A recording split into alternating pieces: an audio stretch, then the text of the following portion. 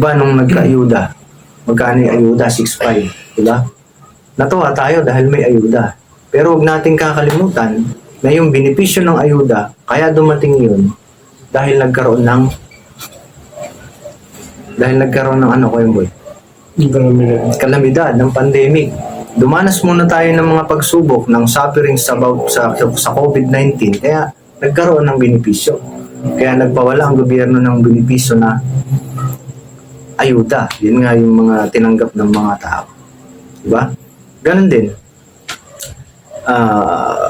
Sa buhay natin, sabi niya, magalak daw ang isang tao, kumbaga, pagka isang Kristiyano kapag dumaranas ng pagsubok, kasi may benepisyong makukuha. Napatatatag yung ating pananampalataya. Nagtipumpa nyo na punta kayo eh. Hindi mo makapon. Diyan ako sa awan. Bro, hindi parang nahirap. Nung nakaraang linggo, punta sana kami eh. Ito naman, kahirap naman. Nawawala. Okay, tayo magsimula. Tayo na lang muna. Let's pray. Sa mga oras na ito, Panginoong Diyos, na pinakadakila at pinakamakapangyarihan sa lahat. Thank you po, Panginoon, sa oras na ito na muli pinagkatipon ka na, Panginoon. Patuloy na muna sa gawain nito. Ang iyong kalooban ng isang mahayag, tulungan po ang bawat nandito, umuunawaan ng iyong kalooban at ito'y may sa buhay namin sa araw-araw. Lord, kayo mo sa ngusap sa bawat isa sa amin, sa pamamagitan ng iyong masalita. Sa pangalan ni Jesus, amen. Ay, awit tayo. Magkakantahin ako. Naroroon ako.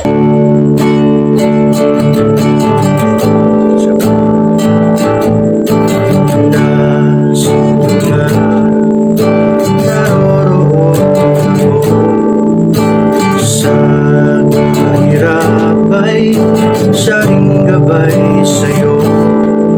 Sa bagyo ay ako ang siyang aakay sa iyo. Anumang sigwa kung karamay mo,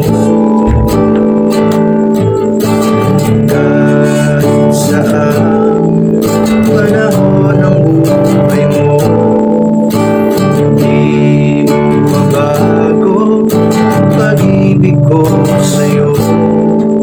At sa bawat oras at araw, tangan ko sa balad ay ikaw. Di ka na sa akin ay maaga. Kung minsan sa isip mo iniwan ka, nag-iisa sa buhay mo, walang kasama sa lahat ng sandali. Kahit sa bigati, ako ay naroon sa iyong tabi. Lord, ay mo ang siyang aakay sa iyo. Anumang sigwa kung karamay mo, minsan sa isip mo iniwan ka. Nag-iisa sa buhay mo, walang kasama sa lahat ng sandali. Kahit sa bigati, ako ay naroon sa iyong tabi. Ako ay naroon sa iyong tabi. Ako ay naroon sa iyong tabi.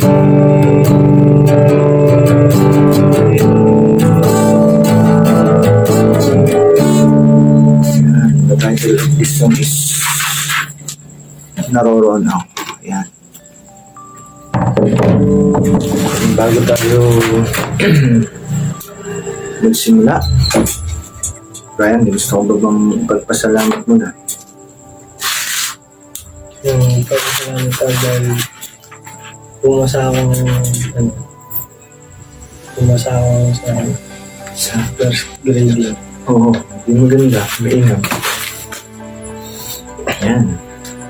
Kuya boy, baka may gusto kong ipagpasalamat muna. Salamat na ako pang tayo kanina. Kasi everyday ng buhay natin, dapat magpapasalamat tayo. Yung panibagong buhay at kalakasan na pinagkakalab sa atin sa araw-araw, eh, dapat yun ay pagpasalamat sa Panginoon. Yan. Yung title nung awitin na yun, yung naroroon ako. Yan. Magandang ano yun, magandang, kumbaga, inspirational song yung ano yun, yung very comforting yung mensahe ng kanta niya. Pagkaya ng panahon na tayo ay nasusubok yung ating pananampalataya, sinasalpok ng malalakas na alon ng buhay yung ating kalagayan dito sa mundo na ito. Very comforting yung mensahe ng awit. Okay, Brian? Makinig tayo ang ating tekstos bilang pag-uumpisa. Ito yung panahon, Brian, na lumakad si Pedro sa sa tubig. Pero tignan natin kung ano yung nangyari, sabi niyo. Sa Matthew 14:25-32, na madaling araw na sumunod sa kanila si Jesus na naglalakad sa ibabaw ng tubig. Kinilubutan sa takot ang mga alagad nang makita nilang may lumalakad sa ibabaw ng tubig. Multo, sigaw nila. Ngunit nagsalita agad si Jesus at sinabi sa kanila, "Huwag kayong matakot, ako ito." Sinabi ni Pedro, "Panginoon, kung talagang ikaw nga yan, hayaan mong ako'y pumunta sa iyong kinaroroonan dyan sa ibabaw ng tubig." Sumagot siya, "Halika." Mula sa bangka ay lumakad si Pedro sa ibabaw ng tubig papunta kay Jesus. Ngunit nang mapansin niya na malakas ang hangin, siya'y natakot at nagsimulang lumubog. "Panginoon, sagapin ninyo ako," sigaw niya. Agad siyang inabot ni Jesus. "Bakit ka nag-alinlangan? Napakaliit ng iyong pananampalataya," sabi niya kay Pedro. In verse 32, sabi niya, pagkasakay nila sa bangka, tumigil ang hangin. Diba? Si Pedro ay nakalakad na sa tubig eh. Pero nung napansin niya na malalakas yung mga alon, diba? Na-divert yung kanyang atensyon sa Panginoon. Yun, doon siya nagsimulang lumubog. Sa buhay natin, sa araw-araw ng buhay natin, dadanasin natin na salpukin ng matitinding mga pagsubok ang ating buhay pananampalataya. Ngayon, pag-aaralan natin ano ang dapat natin gawin kung natitest yung ating pananampalataya. Yung sa panahong sinasalpok ng alon ng buhay ang ating kalagayan dito sa mundo nito. Sabi niya dun sa Santiago 1, verse 2-4, sabi niya, "Mga kapatid, mag-alala kayo kapag kayo dumaranas ng iba't ibang uri ng pagsubok. Dapat ninyong malaman na napatatatag ang ating pananampalataya sa pamamagitan ng mga pagsubok. At dapat kayong magpakatatag hanggang wakas upang kayo maging ganap at walang pagkukulang," sabi niya. Ang sabi niya, dapat ang unang ginagawa natin, isang dapat natin gawin kapag natitest yung ating pananampalataya sa Panginoon, sabi niya magalak. Sabi niya dito, "Mga kapatid, magalak kayo." Kapag daw tayo dumaranas na iba't ibang uri ng pagsubok, diba? Yan, sa lahat ng aspeto ng pagsubok sa buhay natin, sabi niya magalak. Dahil, bakit tayo dapat magalak? Kasi dapat tayong magalak dahil may benepisyo tayong nakukuha. Diba? Diba nung nagka-ayuda, magkano yung ayuda? 6.5. Diba? Natuwa tayo dahil may ayuda. Pero huwag nating kakalimutan na yung benepisyo ng ayuda, kaya dumating yun dahil nagkaroon ng ano ko yung boy? Kalamidad ng pandemic. Dumanas muna tayo ng mga pagsubok ng suffering sa COVID-19, kaya nagkaroon ng benepisyo. Kaya nagpawala ang gobyerno ng benepisyo na ayuda. Yun nga yung mga tinanggap ng mga tao. Diba? Ganun din. Sa buhay natin, sabi niya, magalak daw ang isang tao, kumbaga pagka isang Kristiyano kapag dumaranas ng pagsubok kasi may benepisyong makukuha. Napatatatag yung ating pananampalataya.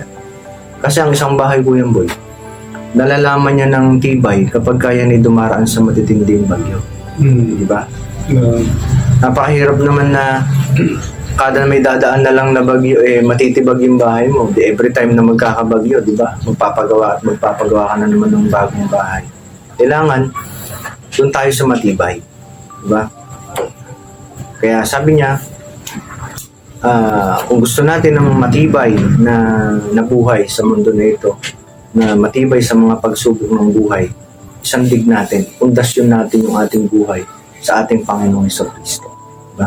Kasi nasa Kanya lang talaga yung pinakamatibay na pundasyon ng buhay pagka nakaangkla yung ating buhay sa Kanya. Kaya sabi niya, kapag daw dumaranas tayo ng iba't ibang uri ng pagsubok, magalak tayo. Bakit? Kasi napatatatag yung ating pananampalataya sa ating Panginoon. Mas tumitibay tayo sa ating pamumuhay sa araw-araw. Diba? Mas tumitibay yung ating pagkatao kapag dumadanas tayo ng mga pagsubok. Kasi dyan mas nahuhubog yung ating pagkatao pagka yung dumaranas tayo ng mahihirap na sitwasyon ng ating buhay tapos malalagpasan natin sa tulong ng Panginoon. Yan, dyan mas tumitibay. Mas tumitibay yung ating pananampalataya, yung ating pagkatao. Diba? Ikalawa, sabi niya doon, anong dapat natin gawin pagka nasusubok yung ating pananampalataya? Sabi doon sa Santiago ulit, 9-11, sabi niya, dapat magalak ang mahirap na kapatid kapag siya'y itinataas ng Diyos. Kaya hindi naman ang mayamang kapatid kapag siya'y ibinababa, sapagkat ang mayaman ay lilipas na gaya ng bulaklak ng damo. Ang damo ay nalalanta sa matinding sikat ng araw. Nalalagas ang kanyang mga bulaklak at kumukupas ang kanyang kagandahan. Gayun din naman, ang mayaman ay mamamatay sa gitna ng kanyang kaabalahan. Diba? Magalak pa rin tayo kapag tayo dumaranas ng pagsubok. Kasi mas maiintindihan natin na sa mundong ito walang permanente. Diba? Tunay naman yun, ano ko yun, walang permanente sa mundong ito. Kapag tingnan mo, ang example dito, yung sabi niya, nalalanta sa matinding sikat ng araw, nalalagas ang kanyang mga bulaklak at kumukupas ang kagandahan, ang kanyang kagandahan. Gayun din naman, ang mayaman ay mamamatay sa gitna ng kanyang kaabalahan. Kumbaga dito, ipinapakita na sa mundong ito, walang permanente talaga. Di ba? Maaring mayaman ka ngayon, pero bukas hindi na. Pwedeng bukas, mahirap ka ngayon, pwedeng bukas, meron ka ng kaya sa buhay. Di ba? Maski nga yung buhay na hawak natin, hindi natin alam kung hanggang kailan natin to nasa atin. Kaya nga dito, mas maiintindihan natin kapag dumaranas ng pagsubok ng ating pananampalataya, mas natututo tayo na maintindihan na sa mundong ito walang permanente. Kaya ang resulta nun sa ating puso, mas magpapakumbaba tayo. Hindi tayo pwedeng maging mas mapagmataas dahil wala talagang permanente sa mundong ito. Maring ngayon, nakaposisyon ka, pero bukas hindi na. Diba? Maring ngayon, mataas ang kalagayan mo, pero pwedeng bukas hindi na. Diba? Kaya, mas matututunan natin na mas maging mababang loob. Diba? Kasi kung titingnan po natin, si Satanas, kaya nahulog sa langit yan dahil sa pride. Sinipa siya sa langit, bagsak siya sa langit. Diba? Umaksak siya doon kasi gusto niya, mas maging mataas pa siya sa Diyos. Eh, hindi pwede yun. Kaya yun, pinabagsak siya sa langit, pinaalis siya ron dahil sa pride. Kaya sabi dun sa Matthew 5:5, kung di ako nagkamali, sabi, blessed are the meek, for they will inherit the earth. Diba? Mapalad yung mga pagkakumbabang loob kasi mamanahin nila yung daigdig. Yan. Ikatlong bagay, pag nasusubok yung ating pananampalataya, sabi niya sa Santiago 1:12 naman, sabi niya, mapalad ang taong nananatiling tapat sa kabila ng mga pagsubok sapagkat matapos siyang subukin, tatanggap siya ng gantimpala ng buhay na ipinangako ng Panginoon sa mga umiibig sa Kanya. Magalak tayo pagka nasusubok ng ating pananampalataya. Bakit, Brian? Dahil you will be rewarded one day. Meron kang gantimpalang makakamit sa Panginoon balang araw. Diba? Dahil balang araw, yung lahat ng pagpapagal mo sa paglilingkod sa Panginoon, yung pagtitiis mo sa Panginoon, makasunod ka lamang sa kanyang kalooban, i-reward yan ng Panginoon balang araw. Hindi yan nakakalimutan ng Panginoon. Kaya kung mag-suffer ka man dahil sa paglilingkod sa Panginoon, ma-persecute ka man dahil sa pagsunod mo sa kalooban ng Panginoon, layuan ka man ng mga kaibigan mo dahil ayaw mo sumama sa masasamang bagay dahil yun ay hindi kalooban ng Diyos, balang araw, you will be rewarded. Gagantimpalaan tayo sa ating mga pagtitiis. Dahil sabi dun sa Revelation 21:8, sabi niya, subalit malagim ang kasasapitan ng mga duwag, ng mga taksil, ng mga nagpapasasa sa kasuklam-suklam na kahalayan, ng mga mamamatay tao, ng mga nakikiapid, ng mga mangkukulam, ng mga sumasamba sa Diyos-Diyosan, at lahat ng mga sinungaling. Ang magiging bahagi nila ay sa lawa ng nagliliyab na asupre, ito ang pangalawang kamatayan. Di ba? Sabi niya, kawawa do ang mga duwag. Kaya tayo bilang mga Kristiyano nakakilala sa Panginoon, pag nasusubok yung ating pananampalataya, patuloy tayo na kumapit sa Kanya. Patuloy tayo na magtiwala sa Kanya. Sabi nga doon, ano yung dapat natin gawin? Dapat magalak tayo kasi may benefits. Nagbubunga yun ng katatagan sa ating pananampalataya. Ikalawa, natututunan natin na mas maging mapagpakumbaba. Dahil alam natin, mas naiintindihan natin na sa buhay na ito walang permanente. At ikatlo, nagtitiis ka man sa mundo na ito, nasusubok yung ating pananampalataya sa Panginoon, magalak ka pa rin dahil meron kang reward pagdating ng takdang araw na bumalik na ang ating Panginoon. Kaya bilang pagtatapos dito sa araw-araw ng buhay natin, sa tuwing sasalpukin ng malalakas na alon ng buhay, ang ating kalagayan dito sa mundo na ito, ang ating pananampalataya, tumingin lagi sa Panginoon dahil nasa Kanya talaga yung tunay na solusyon pagdating sa mga problema ng buhay. Sa Diyos ang papuri, yun lang ang aking devotion sa oras na ito. Glory to God. Ayan, alam mo na yung pagpe-pray natin, di ba? Gusto ko ba sabihin tungkol dun sa devotion natin? Naintindihan? Okay. Di baling nagtitiis tayo. Di baling nakukutsa tayo dahil sa pagsunod sa Panginoon. Basta't importante, sumusunod tayo sa Kanya. Dahil kung hindi tayo susunod,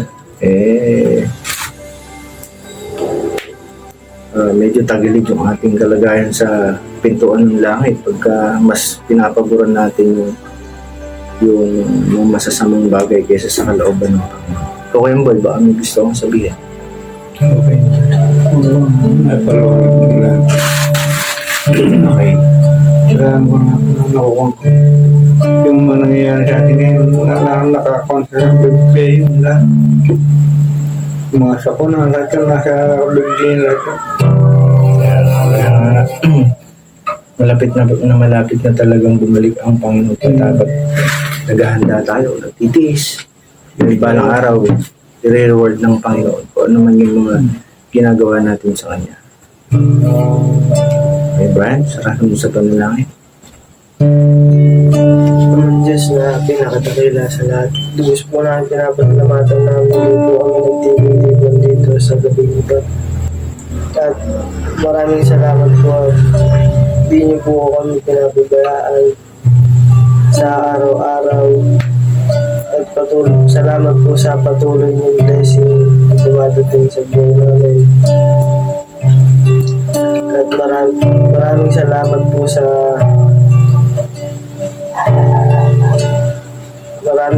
po sa kabutihang ginawa niyo sa amin. At sana po ay lumago pa ang aming grupo. At sana po ay lagi niyo kami gagabayan sa araw-araw. Yes. In Jesus' name. Amen.